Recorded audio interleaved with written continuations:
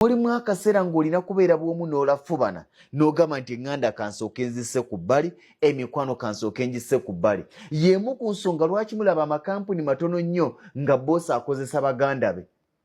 Kubanga ebiseera ebisinga bwe mukyankalana ne muganda wo ku mulimu ne famire mujabuluza. Abooluganda bafuna obutakkaanya mu mulimo ne famire esaanawo. Bangi mukwata baganda bammwe bato bammwe ne mubateeka ewaka, naye singa mufuna obutakkaanya nga mmwe tagenda kuvaawo mirembe, mugenda kweyabuluzaamu. Bwe yafuna ssente munnange atulabanga byonziira, bwe yafuna ssente takyatulabawo, ogenda okumaliriza oti nga mweyawudde.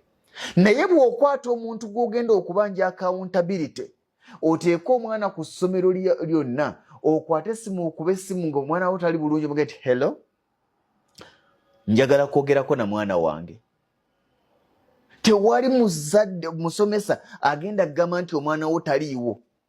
Gwe metroni nga njagala kwogera na mwana wange toli naye oli ludda wa, ekyo kyokka. Era jaga nti mbadde nsaba onnyambemu katini ngenda kugira osobole okumufuna. Naye waliwo abantu ng'amaze emyezi 6 tayogeranga na mwana we.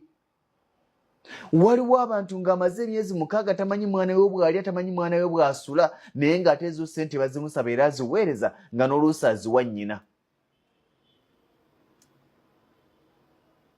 Tubitunulemu tubyefumiitirize.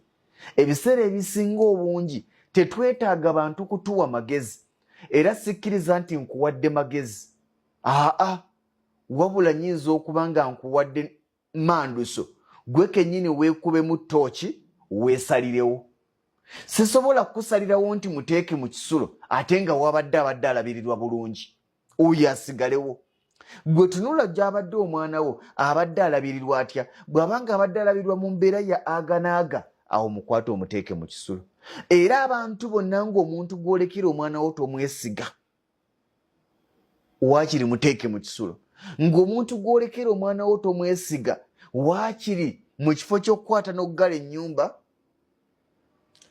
n'okwata omwana n'omutwala ewa muganda wo muto oba mukulu wo, oba n'omutwala ewa maama wo, ennyumba togigga.